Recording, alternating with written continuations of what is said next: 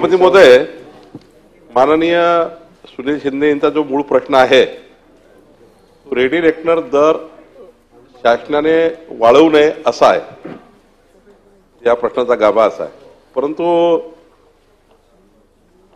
त्यापूर्वी दरवाढ 17-18 झाली होती, त्यानंतर 20-21 ला झाली, त्यानंतर 22-23 ला झाली. आता 23-24, 24-25 ला कुठली दरवाढ झाली नाही.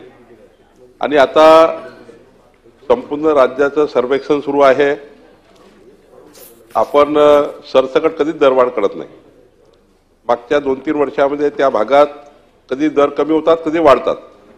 काही भागात कधी कारण नसताना काही जास्त दर वाढवले आहेत. त्याचं सर्वेक्षण होत असतं. जिल्हाधिकाऱ्याच्या अध्यक्षतेखाली समिती असतं. ती प्रत्येक वर्षी समिती लोकप्रतिनिधीची बैठक घेऊन त्या भागातल्या प्रशासकीय सर्व व्यवस्थेची बैठक घेऊन ही दरवाढ कुठे करायची, कुठं कमी करायची याचा रेडी रेकनर रेट येत असतो आणि 1 एप्रिलला तो जाहीर होत असतो. 1 एप्रिल 2025 ला जाहीर होईल. तर मधल्या 2 वर्ष काही ते रेडी रेकनर वाढले नाही.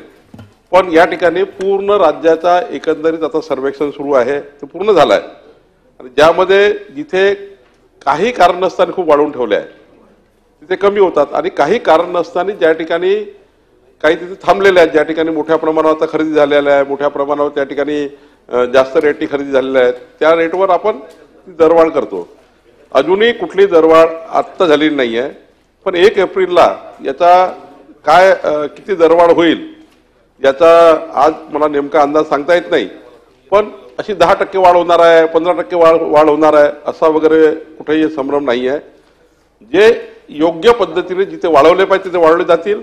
जिथे कमी करायची गरज आहे, कारण जिथे काही कारण नसताना वाढवून ठेवले आहे तिथे या दोन्ही बाबी सुरू आहे सरकारकडे. या दोन्ही बाबीचा विचार निश्चितपणे आपल्या भावना शासन विचारात घेईल. CEN न्यूज, देश प्रदेश की ताजा तरीन खबरों के लिए CEN न्यूज को सब्सक्राइब करें और रहें पल पल की खबर से हर पल बाखबर.